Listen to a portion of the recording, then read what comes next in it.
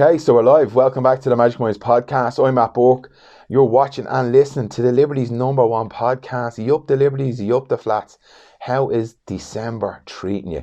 This is not the easiest time of the year for people. So if you're struggling right now, I'm sending you love, kindness, compassion and understanding. It's a difficult time without even COVID being on the table, as they say. So just ask you to mind your little self, stay connected.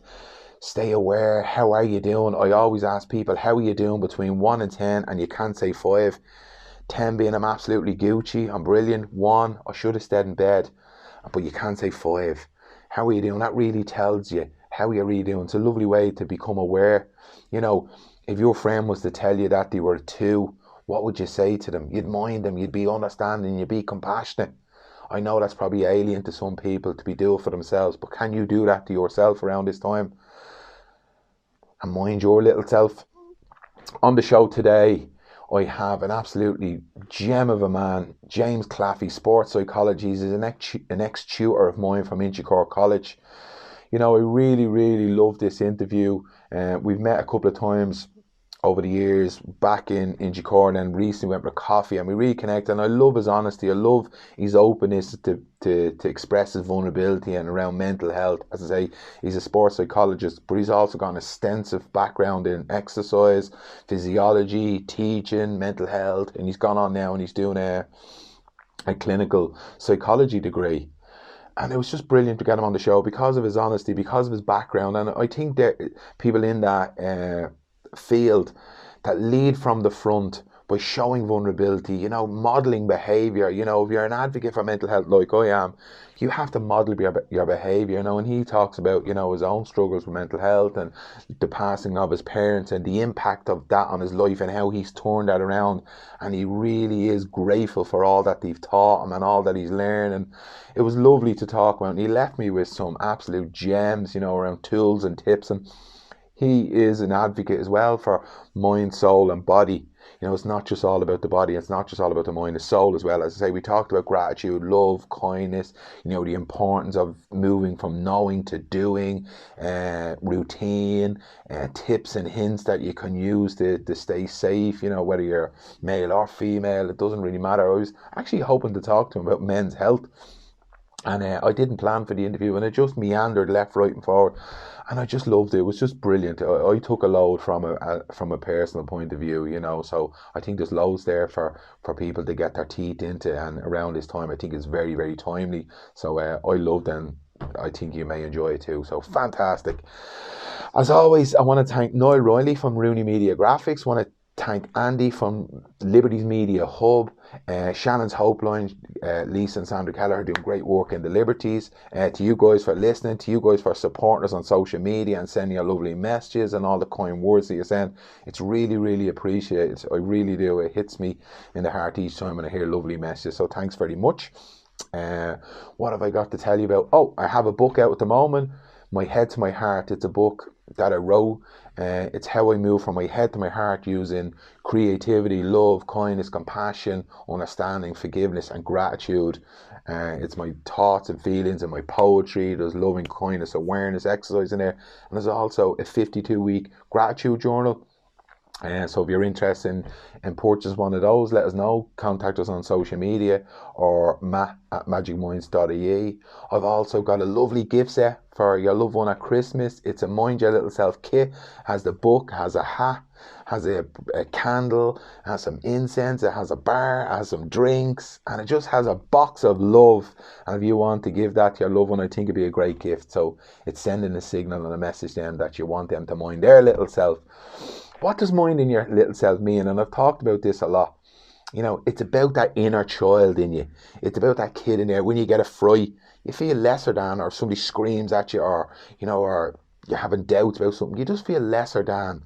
It's hard for people to say, oh, well, let's work on your inner child. But minding your little self just is a little bit easier on the palate. It's a little bit easier to digest, because I know it was for me. If someone had said to me years ago, we're going to talk about healing your inner child or minding your inner child, I'd be like, fucking get out of that garden and tell them to take a jump in the lip feed, But minding your little self is just a little easier to do. But when we learn to mind our little self and be compassionate towards ourselves, we're just a little easier on the world. So there you go. Can you practice minding your little self in December leading up to Christmas? Check out the interview. Let us know what you think. As always, mind your little self. Take care. Bye bye. Okay, so we're live. Welcome back to the Magic Minds podcast. I'm Matt Burke. You're listening and watching now the Liberty's #1 podcast. You up the Liberties, you up the flats. On the show today, I'm joined by James Claffey. James, what's the crack? How's it going, Matt? How are you? Are you well? I'm absolutely fantastic. How's life down in Cork, is it? Yeah, in Cork. Yeah, I love it down here. My wife's from Cork, so I've settled in. We're here around 5.5, 6 years now, so very happy. Yeah, it's things move at a little bit of a slower pace, which is nice sometimes. So it's yeah, I love it down here, I have to say. I was there maybe about 10 years ago, probably longer. I went to a wedding down there, I think in Montenotte. Are you anywhere near Montenotte? Yeah, it's very nice. Yeah, must have been a nice posh wedding that you were at there. So I was in the mountain. Yeah, Matt, You up fair the play. flats? And I'll just say that there was nothing stroked out of the hotel, no towels, no cutlery, no chairs. Just putting that out there. So if There the must have. Montenotte The you're on to last me. time I was there was a wanted sign up, all right, for somebody called Matt Burke. Yeah, that's true, actually. Guys, I've asked James to come on the show today. James is a sports psychologist, but he's also a previous lecturer of mine in Inchicore College. I just want to get him on the show today to have a chat around mental health, attitude, training. Like most interviews, I'm scripting it. We're just going to go at it and see where we go, see what we can unearth by just opening the floor to a conversation around men's health. So, look, for the listeners, for the viewers, just give us a brief background story of yourself and the work that you do as a sports psychologist. Or Yeah, absolutely. I think a little bit like yourself. I'm from Inchicore originally myself, and I'd always got an interest from my parents in education, and wanted to do well in that. I never liked secondary school either, but for some reason when I went to college, it just flourished. It just happened for me, you know. I just loved it, and in the second, third year of college, came across this sports psychology module, fell in love with it, wanted to understand it.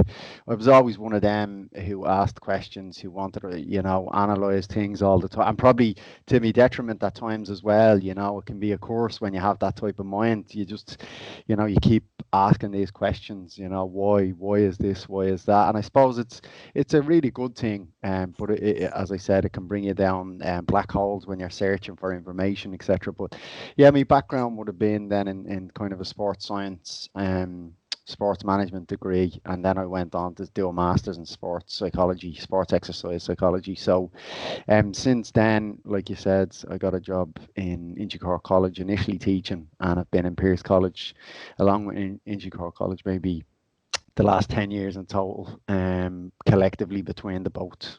So it'd be teaching not just sport and exercise psychology, but teach applied clinical psych as well at the moment. So I've just returned this year to do a HDIP in psychology, because the kind of, I suppose, platform of sports psychologists in this country has changed, and now you have to have a clinical background or a degree in psychology to use the term psychologist. So that's something that I've returned to education this year and doing a HDIP in psychology. So I'm a student again myself this year, and it's difficult, but I'm enjoying it, I have to say. deadly, deadly. Come here, then let's go back on that, what you just said there. What is your why? What is the why for you? Why did you do all that? Like, what is your why in life? And I think, as you said, you're always searching why. It's a huge piece, keeping us on track, keeping us motivated, keeping us goal centered when we really know that why, isn't that internal search? Yeah, it's a great question. It's something that I don't think, it's if you think of even work, when I think about, the reason why we do things and what's the search, what's the goal, what's the objective. I often come back to the work of Maslow with the hierarchy of needs, which is obviously being translated into business terminology quite often. But Maslow was actually asking the question that you did there. What's the reason why? Why do we do the things we do? And psychology is all based around that, to either predict or control human behavior and understand human behavior. And for me, the why is an evolving thing that's always going to change. It's daily. And I think it's focused off having a goal for yourself, as you say, but then not just achieving it, because there's two great tragedies in life. There's not achieving all your goals, and then there's the other one, achieving all your goals. So, what happens tomorrow if I've achieved all my goals today? So that's why self-actualization, becoming all that you can be. What happens if that happens for Matt Burke at 31 years of age, or James Claffey at 41 years of age? What happens tomorrow? So that's why you constantly have to have the ability to reset your goals. Why do we do the things we do? For me, there's a passion, there's an interest, there's a love around education, around my family, and that's a constant motivation for me. I like to believe that I'm altruistic and that I try to help people as much as I can, and that gives me great pleasure going forward as well. Wow, that's a belter. I absolutely love that, and it is brilliant what you just said there. The goal, we get so fixated on the goal, but it can move, we can change. It doesn't always have to be fixed. And rightly so, as you said, James, there, what do we do when we get there? You know what I mean? And the lovely point you ended on there, the altruism, serving. Charity is it's the most selfish thing you can possibly do, isn't it? Serving others. And that's endless. If that's your goal, there's an infinite amount of work to be done. Yeah, absolutely. And I think, it's something that you kind of push on quite heavily with your work, about gratitude and what it does for us to have that gratitude towards things. And it's easy for me to sit here and say perspective or whatever, but we've all had life issues. We've had trauma within our lives at different stages. But you do have a conscious decision. I had a conversation with my wife last week where we were talking about, if I know that exercise is good for me, if I know that good food is good for me, if I know all of these things, then why do I ever make decisions that are against that? Why do I go against them decisions? And that's the thing. We'd often say, oh, if there was just, a tablet or medication that I could take to make me feel this way.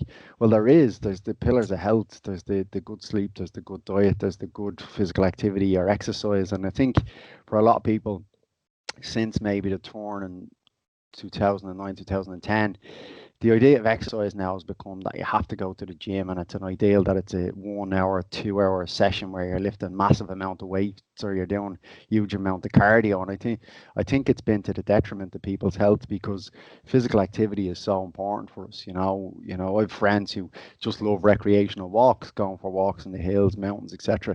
And it's as good, if not better for you in many ways than some of the other things that are out there. So I think we have to kind of redirect what we feel is good health at times.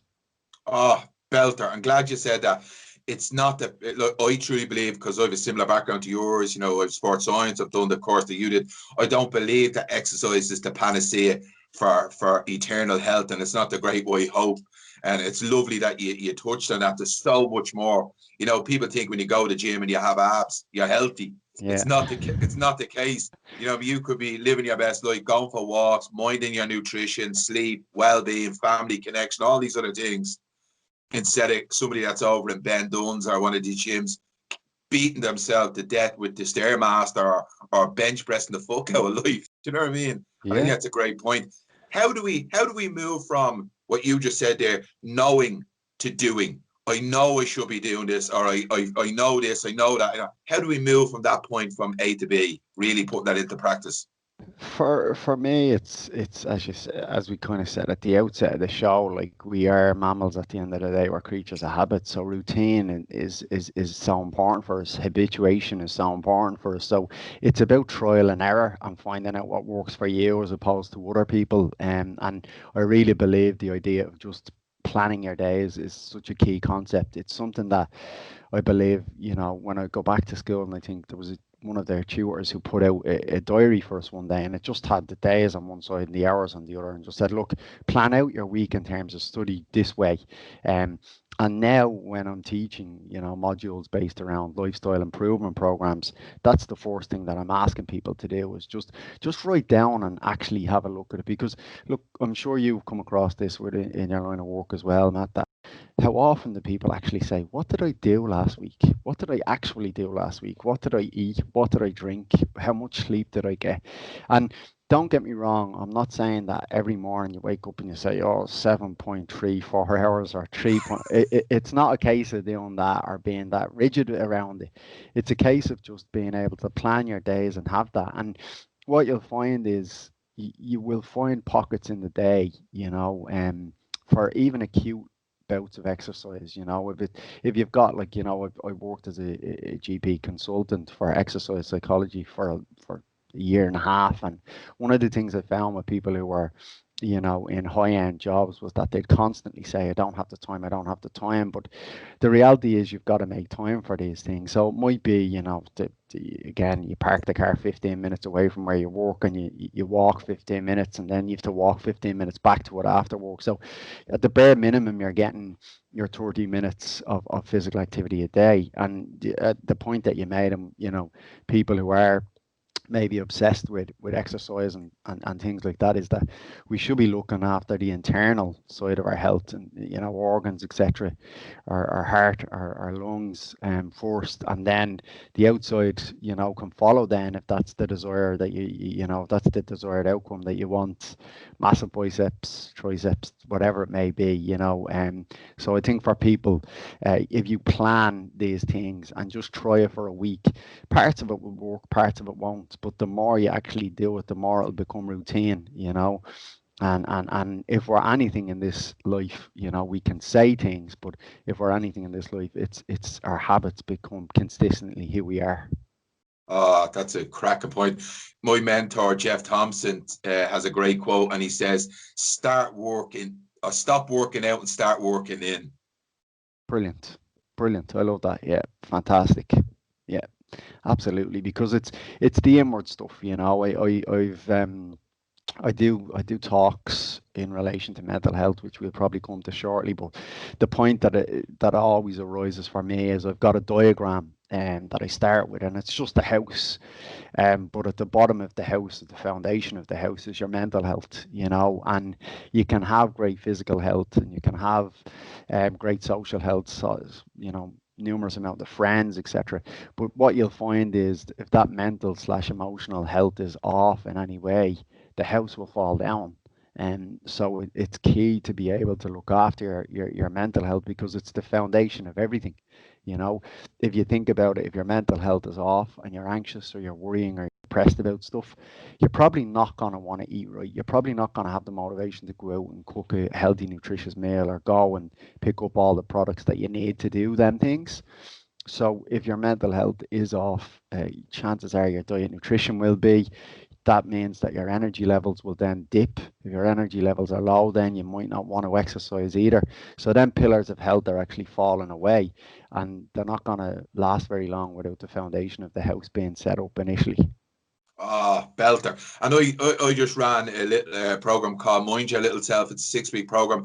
And exactly what you just said there, James, the foundation, build it. How can you build a house on a rickety bridge? And when your mental health, your mindset, your attitude, your perceptions, that is so important to building them foundations. Like when you're stressed or anxious or nervous, your vision narrows. You don't see the exercise, you don't see the nutrition, you don't see the sleep. It just becomes constricted, doesn't it? Of course, and it's evolution. It's set up that way. I'm sure everybody's heard of fight, flight, or freeze, and we're set up that way, that it's the response mechanism that we have. If there's danger, we can feel completely anxious because the body is getting ready to flight or stay and fight. And when it's in that mode, there's numerous amount of adrenaline or adrenaline running through our system, and it's only normal to feel that way, because we evolutionary speaking, our body isn't aware that our mind knows that we have things like central heating, and we have things like iPhones, and we have things, like laptops and everything else that goes with it. Evolutionary speaking, we're predisposed to do one thing every day, and that's survive. And if there's anything that's threatening that in any situation, the body will feel off kilter. Yeah, brilliant. Me and you met a couple of months ago for a coffee, and we had a chat, or we walked in a park, and I'll touch on what you did was brilliant and why I liked it, right? But what you do when I have chats with you elicit dopamine in me. I feel safe around you having chats. Is that something you use when you're working with lads for mental health, talking about these subjects, because these are not easy for people to take on board, specifically lads. Now, I'm not being sexist when I say that, I'm only speaking for myself. How do you go about bringing up these conversations? Is that something you're aware of that you do? I think I probably tried to manufacture it a little bit, but over the years it's refined, and I'm hoping that it's more organic now when I'm speaking about these things. But I think the key with anything, and this was something that actually there was a young person, I won't say male or female, that was part of the group that you were with when you were in Inchicore College. You remember speaking to them, and it just came into conversation. I'll never forget the conversation. But this student actually said to me, you know, oh, it's easy for you. Everything is great. You know, you've got a great job, and you know this, that, and the other, mentioning other factors around what they probably knew about me at the stage. And since that time, I kind of really understood, and I got it from being a young person myself. I always had an imposter syndrome. When I was doing well in college, I wondered, how am I doing well? I'm just a lad from Inchicore, like, you know, who's, you know, used to playing out on the road with all his mates and everything else. So how is all this happening? And I'm not gonna lie, there's always that little part of that imposter syndrome, thinking, you know, am I where I'm meant to be? Have I achieved all these different things? And I think it's important, because the point I'm going to bring up now is about vulnerability, showing that you're not perfect, showing that you're real, showing that there is days that you wake up and you're pissed off, and there is days that are terrible, and there is days that, you know, you're saying to yourself, am I going to make it through this day? Am I going to feel good at the end of this day? And how do I go about doing that? So I think the key with them things, showing vulnerability, and showing that you're a real person. You know, I tell this story quite often. There was a tutor when we were in college, and there was a young lad who kind of asked a question. The tutor had made a comment. I can't even really remember, but it was something about, you know, anatomy and physiology. It was like aerobic, anaerobic, and the tutor actually had said them back to front. And all that happened was, one of the guys in the class said, "Oh, sorry, sir, don't you mean it's this way?" And that tutor said no, and kind of it came very apparent to us very quickly that he knew he was wrong, but he just wouldn't admit it in front of the class. And I think that day really was a huge learning curve for me, to show that you're gonna be asked questions you don't know the answers to. You're gonna be vulnerable. There's gonna be parts in psychology that I'm constantly in a class where a student will bring something up, and it could be in a topic that I'm teaching, and I'll say, interesting, I never even knew that before. So that's a fantastic piece of information that I've got there. But the key around, for me, mental health, and kind of, you know, deciphering information from young people and gathering information, is that vulnerability, is to show them that you're human, and that, you know, it's a normal feeling to feel that way, you know. Yeah, that's brilliant. I love that. That's what it is about you. You elicit honesty, you elicit vulnerability. The way you speak, your tone, that just puts me. I remember always talking to you. That's the feels I got. And then when we went on that walk, and which I loved, we done this walk side by side, walking in green or walking in blue. And I used that tactic in work. I do side by side with lads when we're having difficult chats. Can we talk a little bit about that kind of method that you use? Yeah, I just think, you know, it has to evolve. I think if you by nature, if you think about it, we're not used to being captive. We don't like the idea of being captive. We don't like the idea of being stuck somewhere. So when you're speaking to somebody maybe for the first time about something that could be quite important to you, if it is something like anxiety or depression or emotions, or if somebody's bringing up topics like that, what you'll tend to find is that it's done in a room that might have a plant. You know, it could be a generic room, plant in the corner, two chairs, box of Kleenex on one side in case somebody gets upset. And I think people feel threatened by that, you know. So I'd often say, you know, whether permitting or even if not, to try and create some green therapy where it is just like two people walking side by side and having a chat in a nice area like we did that day. And then you're blessed with the Memorial Park that there's green and that there's blue there. You've got the river beside it as well. So these are all parts of nature, and I think from a spiritual point of view, they can help heal us as well. There's definite amount of kind of calmness that comes with being around them things. And I just bring that back to maybe evolution again. If you think about it, when we had highly dispersed forests areas and things like that, it was probably where people would have held up and held camp and being safer, felt safer, that they weren't out in the open, that they would have been warmer within these things. And then obviously water is something that we need to survive on a day-to-day basis. So that might be very deep into it, but it's certainly why I'd feel that there's a subconscious calming effect to it. Yeah, brilliant. I love that. And we sometimes forget where we came from when we talk about evolutionary psychology, and we forget that these things have been going on for eons, and we forget to use them. It's lovely that you're talking about that. And I think it's also when you do face to face, it's less threatening, isn't it? You're less seeing, and as a man, you don't feel as weak because you're looking into another man's eyes. Let's go back to evolutionary psychology. You're both meant to be strong males, protect, kill, hunt, gather. So you're looking into another man's eyes. He can see your weakness. You can see his weakness. And you're like, oh, Jesus, at least we are walking side by side. It allows that space then, doesn't it?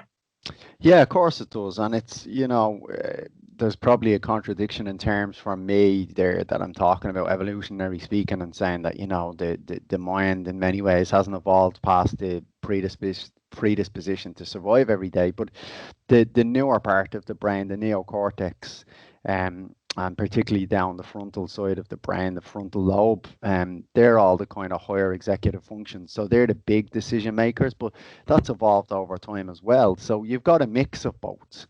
And that's why you can kind of trump these things at times. It's why you can kind of feel really calm around them.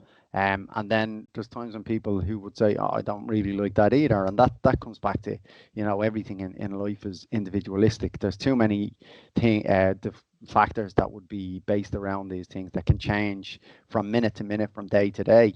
And in fact, one of the big things that always stood to me around people who are suffering with maybe mental health or having issues around mental health is that, sometimes you've got to just say, when I get to the end of today, it's a little victory. And that stood with me for maybe 12, 13, 15 years now, that there's some days that are so hard that when you get to the end of the day, you've got to say, little victory. I've achieved what I set out to do today. Am I part of the fittest gene pool? Have I made it to the end of the day? Will I be here tomorrow? Yes, I will be. So therefore, I'm part of the fittest gene pool. Absolutely fantastic. And I would have never looked upon that. Sometimes in my gratitude journal, which I just done this morning, I will write down, you got through yesterday. Yeah. You done all that you had to do. Winner. I wouldn't have even thought that as being a success. But that's how basic sometimes looking after yourself is, isn't it? Yeah, and that's the key, and there might just be little mnemonic devices that help you, like for all the ills of social media, there might be a time where, you're going through it, and as I said before, a big part of the kind of content that you would have up is about gratitude, and it might just be something like that, a little mnemonic device to say, hang on, I'm very grateful to have the things that I have within my life, and that's a big key feature for me as well. They're based around having gratitude. And I think when I'm cognizant of that, when I'm aware of that, I tend to find, Matt, to be honest, I have better days. My dad passed away 4 years ago. My mum only passed away 5 months ago, which has been the worst experience in my life. But I've had conversations with people, and it's interesting because it's actually the gratitude that I have towards having them for the time I've had them, and the person that I am because I've had them, that gets me through that. So I really, really am a strong believer in the gratitude. There's days when I'm angry at the world and I miss me mum and I miss me dad, and I feel irritated and anxious about things. But then when I step back, I say I'm so blessed to have had people in my life who've had a profound influence the way they've had with me for the time that I did have them, and that is a key in terms of my daily success as such. And the daily success isn't me saying I'm gonna go and get a PhD today. I'm gonna go. It's the daily success. Some days is just getting through the day. Yeah, that's absolutely fantastic. I love the way you switch that mindset to loss. I lost, I haven't got any more. And then you switch down to what I have and what I'm left with, what they've given me, what I have in my heart, which is gratitude. How you've touched on this a few times now. How important do you think awareness is to all this, to minding your little self, to becoming well, to be grateful? How impactful is awareness for you, or consciousness?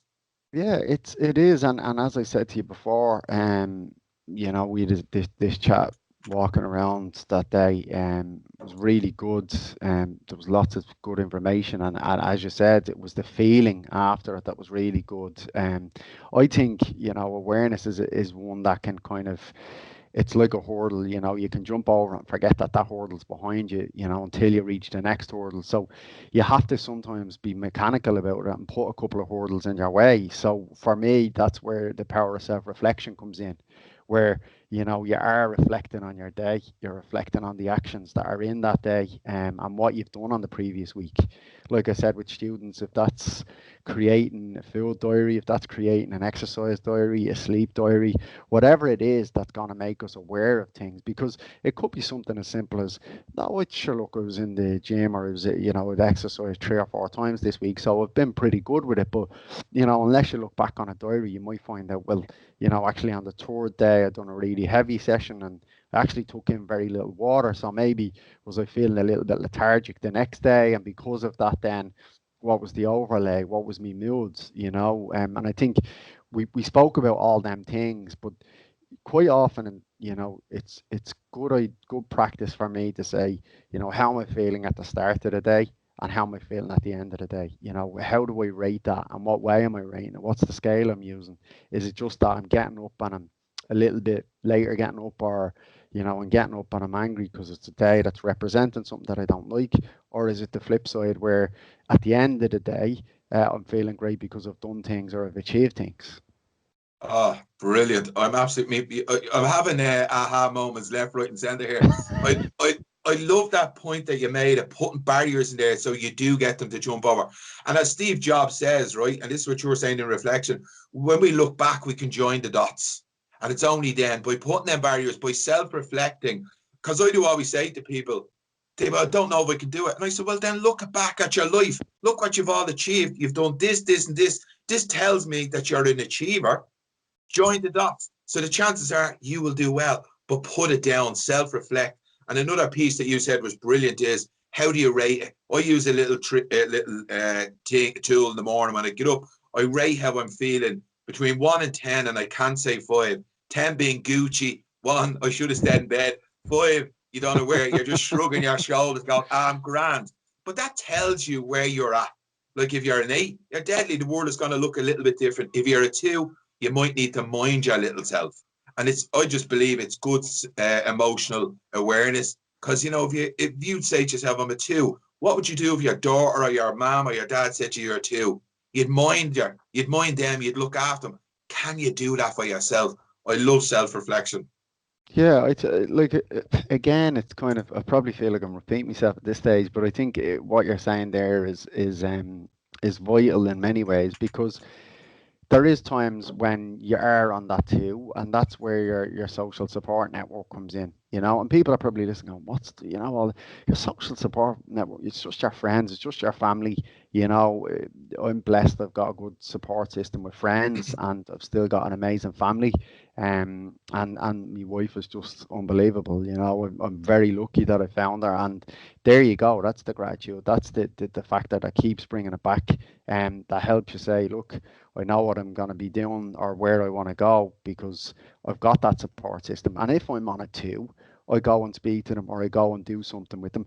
But it's like, people, motivation has become a sullied word in many ways, because people are taking it and it's thrown around, influencers, Instagrammer, all of this kind of malarkey that's going on. But really, motivation is so important. But you have to remember, motivation comes from the word mover, which is to move. So movement for us as a species is vitally important. And sometimes when you're on the 2 as hard as it is, and people who go to the gym all the time or have gym programs would attest to this, the hardest part in the world is to get there, to move yourself to get there. But once you get there, then all of the other things happen, and the feeling after it is amazing. So that's what I was referring to earlier in the show when I said, wouldn't we all love this tablet that we can take that's going to make us feel better, that's going to make us sleep better, that's going to make us, and exercise is that, and that an exercise for everybody around the world is going to be different. Whether you're the one who wants the abs, and if it's the one who wants the abs, and it's going to make them feel happy, that's their choice, because that's what they want. And then there's the people who have the option of then just being, I just like physical activity. I love getting the dog, and I love walking around the block with the dog. It's fine. Everybody's got their own conscientious decisions to make. And I just feel that, if you're on it too, remember that that's normal as well, because you're never just going to have that upward curve for the rest of your life. You're going to have them days where you're on a 2, or you're on a 3 or a 4. And it's like the EEG machine. It's going up and down, it's up and down, and life is the very same. You can't have them, ups unless you have the downs. And I like the idea of life, again, cliche, life like a roller coaster. But when you're on the way down and you're feeling like that, remember that you're just gathering momentum for what's going to be on the upward curve. Oh, brilliant. You only said that because you're a Ronan Keating fan, didn't you? I am. I actually sing a lot like him as well. You do have the boy. You have the boy's own poster still up in your bedroom, don't you? Yeah, no, they're all over the house here. I have a lot. I'm more of a wrestling fan, to be honest with you, man. You're more like an S Club 7 man, I say. Come here. Do you know, it's a brilliant point that you're making there. I was never aware that life was a tipping scale. I only thought there was good and bad, happy and sad. I didn't know that you could oscillate between the two, or like even the seasons. We have the winter, we have the spring, we have the summer, autumn, and life can be like that for people within an hour, within a day, a week, a month. And when you become aware of it and you watch without judgment a 2 or an 8, bad weather, good weather, they just oscillate. They come, they go. When you don't attach resistance to them, or you don't get attached to, because I'm mad for buzz. I love the 8s, I love the 9s, hated the 2s and 3s and 1s. But when you realize and become aware and cognizant, as you said, that you can be a 2 and an 8 in the same day, or even in the same hour, or the same fucking conversation. Yeah. And it's all just is. And that's the key, and that's the hardest part, because when you're on it too, and this is what, with, like you said, with your programs that you put out to people, what's amazing about it is that you are aware of it, but now I've got evidence. Now I've got a 6 weeks program. So somebody comes out of your 6 week program and something happens the following week and they're feeling really low. They're on a 2. And when you're in a 2, you never really feel like you've been on an 8. You feel like, the last 6, 7, 8 weeks have been horrible. And it's only people who are on the outside who see it and say, well, it hasn't been, it really hasn't. And the idea of having a diary where you can go back and say, holy God, I actually was on an 8 for 6 of the 7 days that week. It's just that I'm in a 2 now, and I'm consumed by fear, and consumed by worry, and consumed by anxiousness, that I think I won't be on a 7 or an 8 again.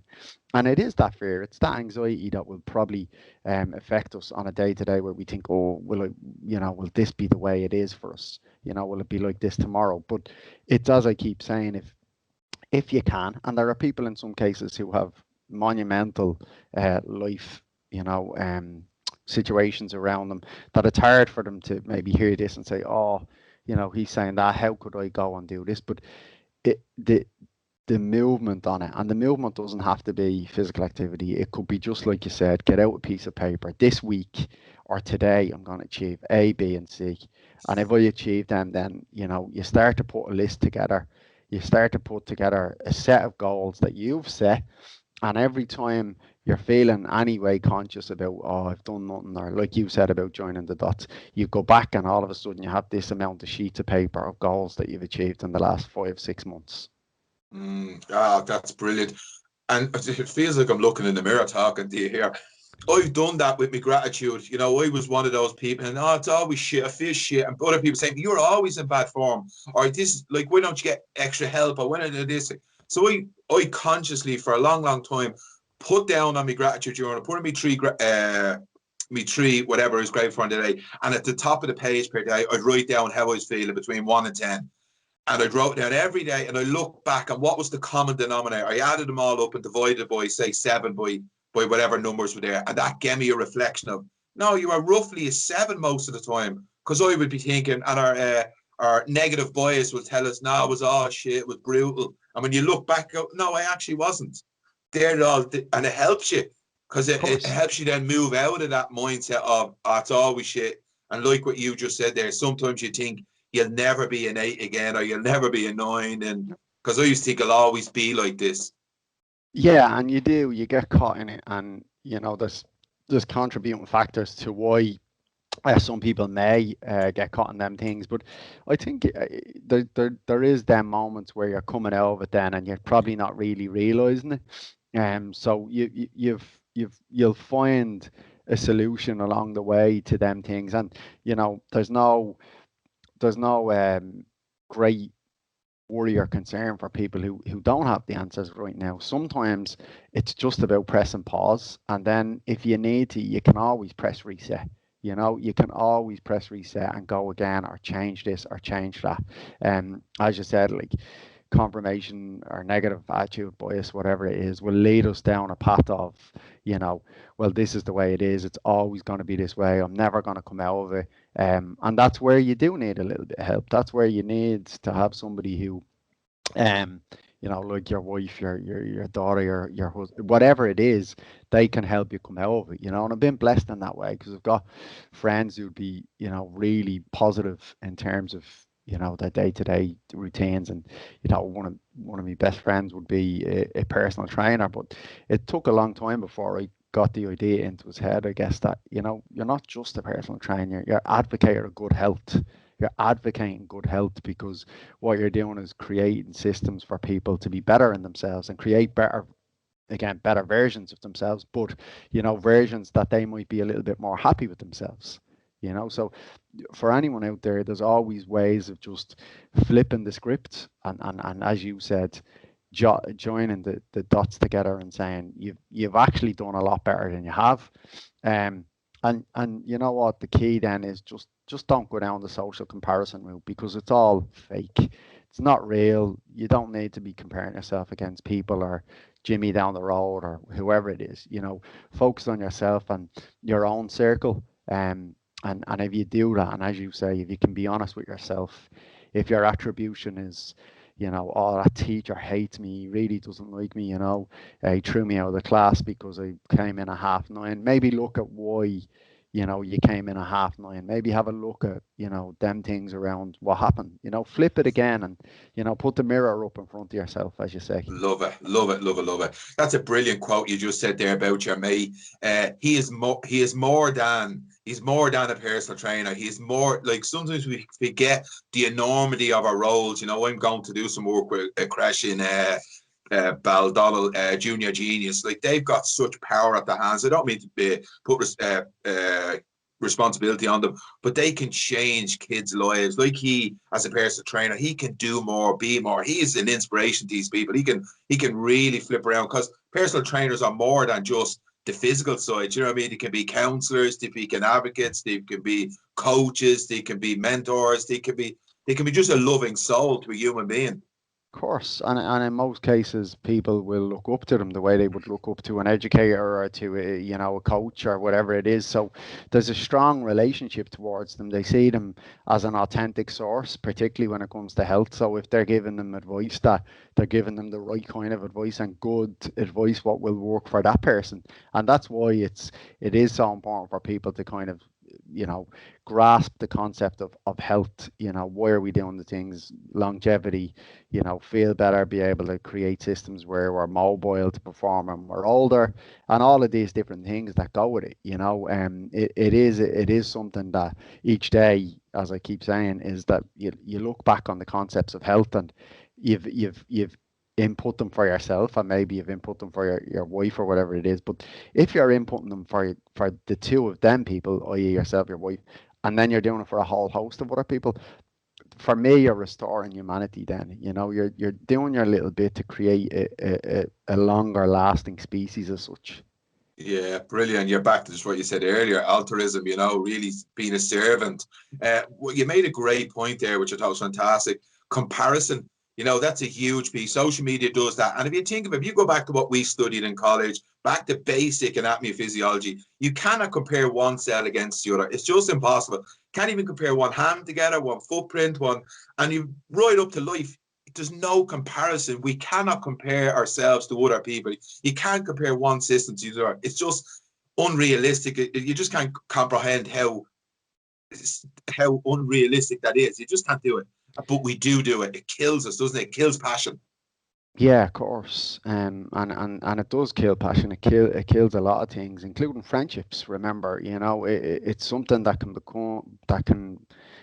become a real barrier between friends and friendships and lifelong ones as well. It is interesting that we change over time, and that sometimes we're apologetic for it. But there's certain people who maybe I grew up with who now have a misconception of the person I am and think, oh, he thinks he knows it all, or whatever it might be, because we're not in the same circle anymore. And that's part of growing up as well. Your circle will change, and you're gonna have to make. My dad used to tell a great story, about anchors. Now don't think I'm saying the other word there, because he wouldn't like that. He never cursed at all.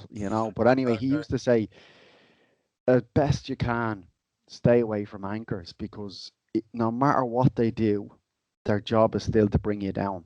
And they mightn't consciously be doing it, but the more people you're around, the more anchors you're around, that system is just going to keep coming down and down and down. And it stood with me now where I've lost friends who might have been in my circle the whole of my life or near enough to it, and I've had to make conscientious decisions that they're actually bringing you down. And I tell a story of my friend there, the PT or whatever it might be, and but you really tell with your friends, I feel, when things are going well for you and they're delighted or they're happy.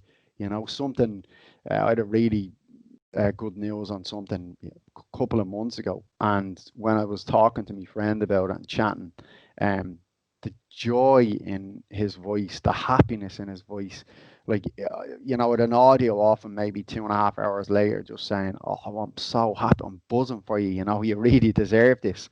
And it's something that's kind of lost a lot of the time, where you can be happy for someone else. It's not vicarious living, because you're not living through it. He's not happy because he's associated to me.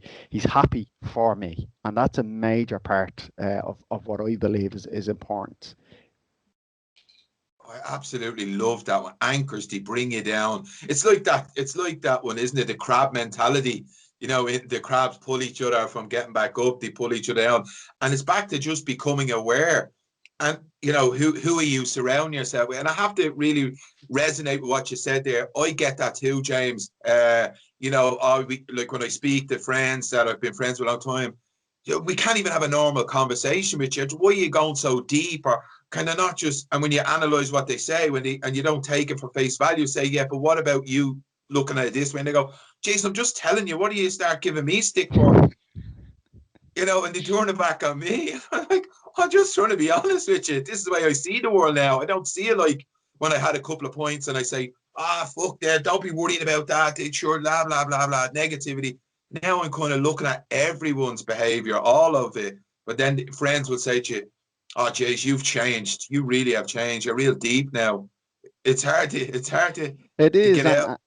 and you know what, you're spot on. I think, like, there's a couple of concepts in there that are important, but I think staying true to yourself now, and not just reverting to type. And it happens so often where it's an easy thing to do. It happened. It used to happen to me quite often where I obviously wasn't in college in Dublin, but I'd come home at the weekends, and the social circle was still the same, but I was changing. I was growing a different area, and the backdrop of that, then again, to be honest, was that a number of them people were in certain trades at the time who were making a lot of money, and I was a student who was doing the best to get by, working hard, and doing everything I could to gain the education that I needed.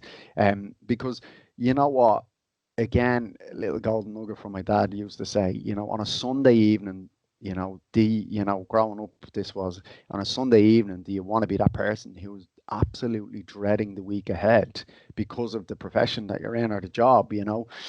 So it was something that was strong within my psyche from an early age, probably at a subconscious level, but I didn't understand that until I grew up and realized, all of that talk about,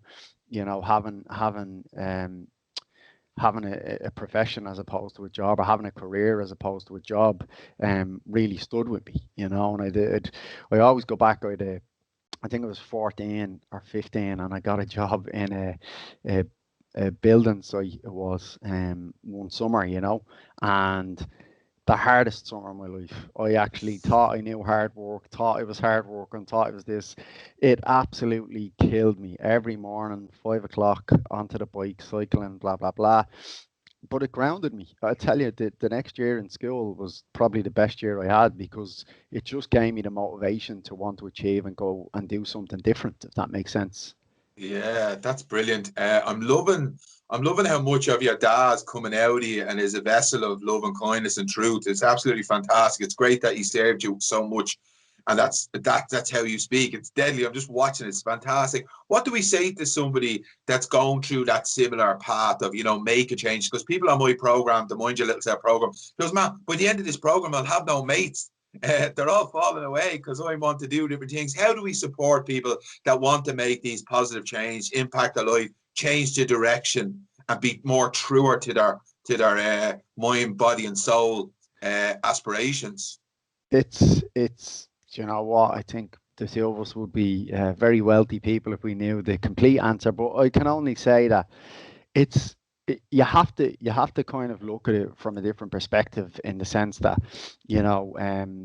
a lot of your listeners and yourself, you probably read Viktor Franklin's book, Search for the Meaning. Is that what it's called? Man, Searching for search for Meaning. meaning.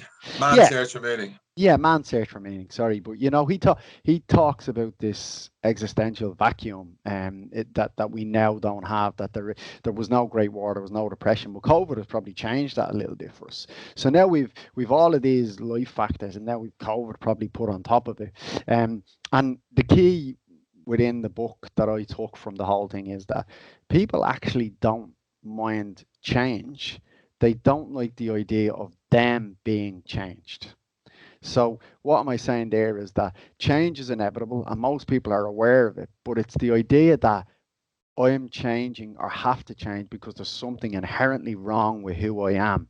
And that's not the case at all. What we're saying in these factors of change is that we're just creating a better version of what's there. Are you a bad person now because you eat takeaway 2 or 3 times a week, or you don't have a good diet, or you don't have nothing of the sort? There's a little thing called life that happens, and that's why we should never pass judgments to the best of our ability on people. So you've got to take that big, I always say this to people, take that big step backwards, have a look at it and say, okay, right, if it was me giving advice to this person, how can you change things little by little by little? And it might be today that I'm going for a 5 minute walk. That might be it. And that might be the extent of it, because even if we think of it from a biomechanical point of view or an exercise point of view, if I said to somebody, look, you want to do this. Oh, the main one that we see these days is increase muscle mass or decrease body fat content. So if that's the goal of someone, no issue with that whatsoever. But if somebody wanted to decrease body fat content, and I said to them, cardio is good, and that person hasn't exercised in a year and a half, and they decide, well, cardio is good, I'm going to go out and do 3 hours, there's going to be a break in the system. They're going to be injured the next day. They won't be able to exercise the next 3 or 4 days. They won't. So that's the key with everything.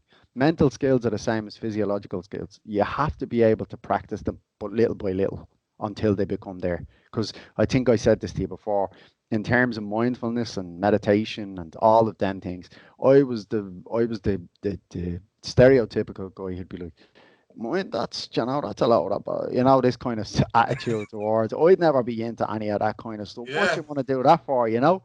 But You That's got to me. practice it. Yeah, you got to practice it. And and you know what? You do it for 5 minutes, and if it's not hard, you go back and you practice it again. Because the first time you picked up a pen or the first time you picked up a pencil, you couldn't just start writing off, full sentences and beautiful paragraphs and lovely stories. But what did you do? You picked up the pen the next day and you began to put it together. So you used schemas and scaffolding for yourself to build skills that you can then put together at another stage. Absolutely brilliant.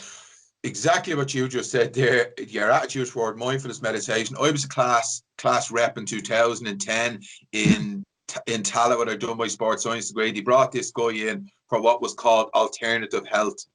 And I was like, what? What's the story with this bullshit dude coming in talking about Tai Chi, Gumbaya, my lord? I said, I'm on a science course. I'm here to get the facts. I'm in Aladdin's cave. I want the answers. I don't want some guy running around with feathers and dusters telling me.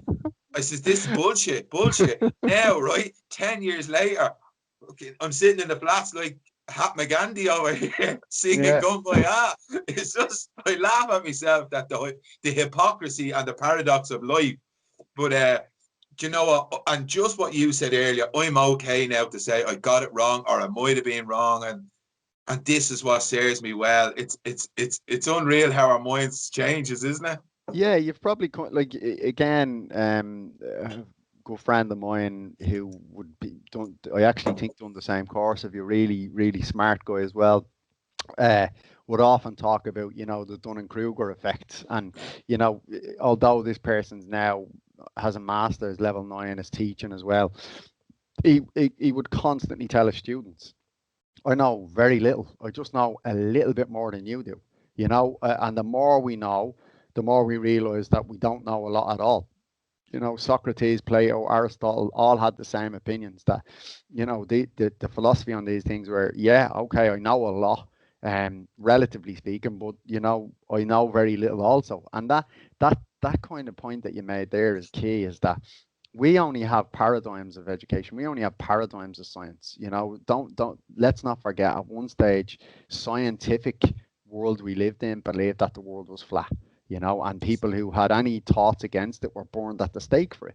So you've only got certain paradigms that will change over periods of time. Things we believe in now, things that I would have studied in sports science 12, 13, 15 years ago are now obsolete. But at the time, I would have firmly said, oh, epistemology, they're scientific, they're a hard science, they've been trialed, it's a meta-analysis, it's peer review, all of these things. But you move forward 15, 20 years later, and they've all been discredited. So what we know now is okay for today, but tomorrow, who knows?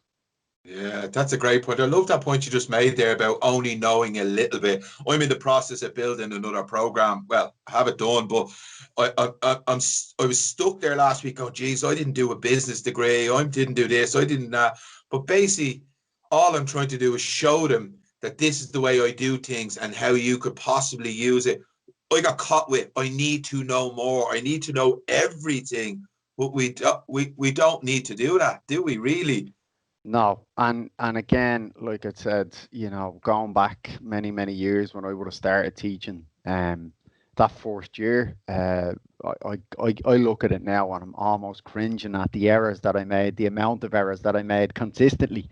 But you know what? That was my learning, and it's really like, the work of Lev Vygotsky, in terms of cognitive development, that you will learn through discomfort that something is going to be difficult, but once you learn it, then it's an achievement because you've had to have discomfort in order to achieve it.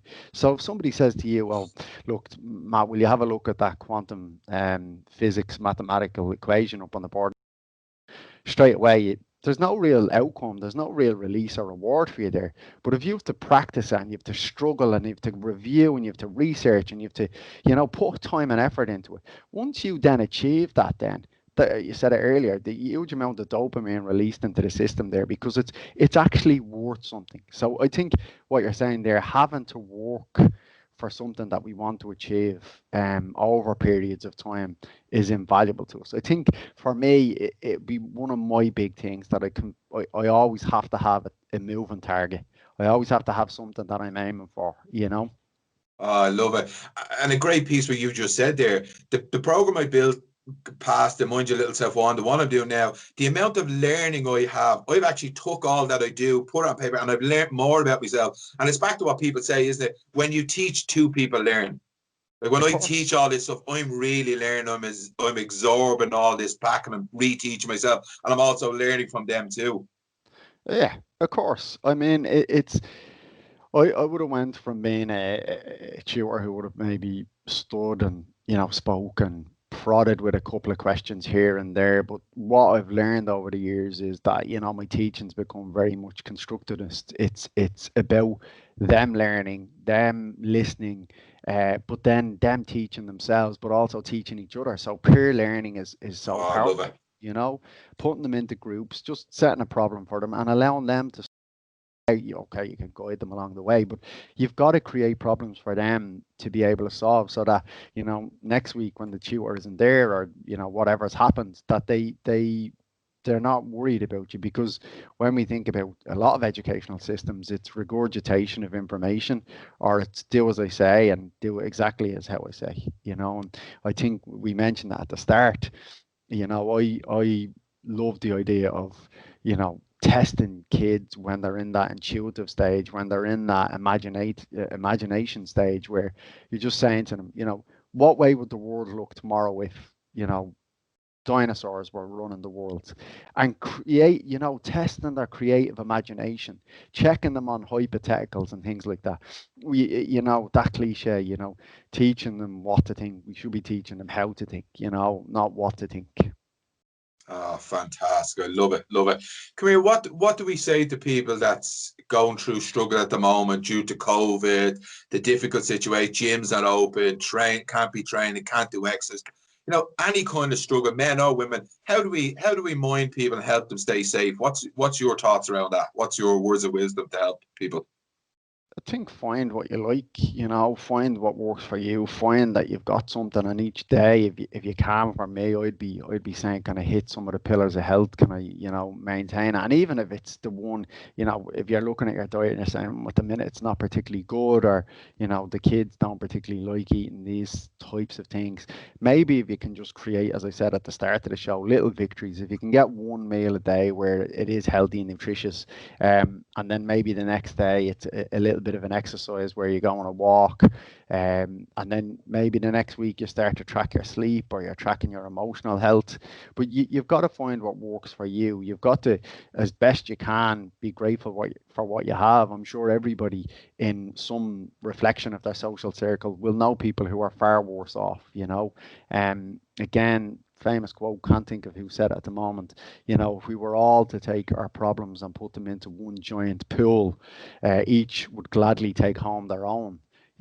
So Brilliant. when you think about it, you might be saying today, oh, I have to go and do this, and what, I don't even have time to do this next thing. But then if you reflect on, and I said at the start, social comparison's a dangerous thing, but when we're comparing it to real life situations, in this country, we're in a sad situation where homeless people are, really the treated awfully, for want of a better phrase, and they're at the bottom of the barrel when people come to their thought process, and everybody and within society will often say it's terrible, isn't it? I'd give me a couple of euro, whatever it is. But how many of them people then, if a homeless person called at their door, would not let them near their house or let them into their house?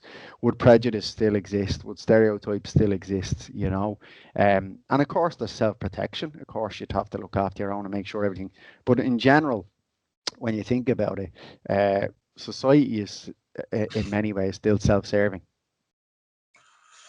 Absolutely fantastic. I'm just mindful of the time, and I promise you I could probably talk to you all day. I didn't realize how good this is going to be. Yeah. I absolutely fantastic. I'm buzzing here. I'm looking. I wish that clock could slow down. What's the one thing you would like people to take away after listening to this interview? Just be kind to yourself. We're living in a world where people are obsessed with self-improvement. I've got to get a bit quicker. I've got to get a bit stronger. I've got to get a bit faster. I've got to get a little bit leaner or a little bit muscular, a bit bigger muscularly. You know, we're living in a world where, you know, self-development, people are obsessed with self-development. But you know what? Sometimes it's important to just rewind and be aware of self-acceptance. Accept who you are. Accept that, you know, life is tough at times and you're gonna have bad times, but call on your friends, call on your social circle, and be aware that some days are gonna be a 2 and some days are gonna be an 8. But you know, it's the in-betweens that'll get you to where you need to be, you know, but be kind to yourself. Ah, fantastic. My interview with my mentor, Jeff Thompson, he's wrote 40, 50 books, films, blah, blah, blah. And of all the learning, all the stuff he said, he just said what you just said there at the end. Just be kind. Simplicity is the key, isn't it? It's the highest form of sophistication.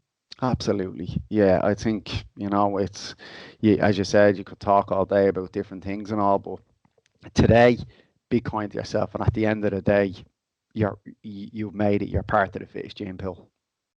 I love it. James, I'm absolutely blown away with this conversation. What was jumping out at me, I love the fact that you're a vessel for your father's teaching and learnings. You are doing what he showed you. He modeled to you what it is to be a teacher through love, kindness, compassion, understanding your parents, your mom, gratitude. I love it. I'm probably looking back thinking, I wish I had you as a lecturer now. I love your style. I love the way you think. I love your compassion, and it comes from a heartfelt place. So I promise you, from the bottom of my heart, I'm absolutely delighted and privileged to have this chat with you. I'm thinking, going, fucking, that was amazing. I wish I could have done it for hours. Yeah, absolutely, not at all, and it's great. It's great to reconnect, and I think it's important that day that we did go for that walk. I got a lot from it as well. Really enjoyed the conversation, and it's, you know, obviously, I think maybe I didn't get to teach you while I was in Inchicore and you were a student there, but we still connected, and I remember that we did have conversations about certain things, even all the way back then, which just is, it's great. And I think, as you say, there's no greater compliment to see an ex-student per se doing the work that you're doing, and as you say, paying it forward to others. So, you know, you should be very proud of yourself as well. Yeah, James, look, thanks very much. I really appreciate your kindness. I appreciate you sharing your knowledge. As always, I say to everyone, mind your little self. When you're kind to you, you're kinder to the world. So thanks a lot, James. No problem at all. Thank you. Thanks a lot. Bye-bye.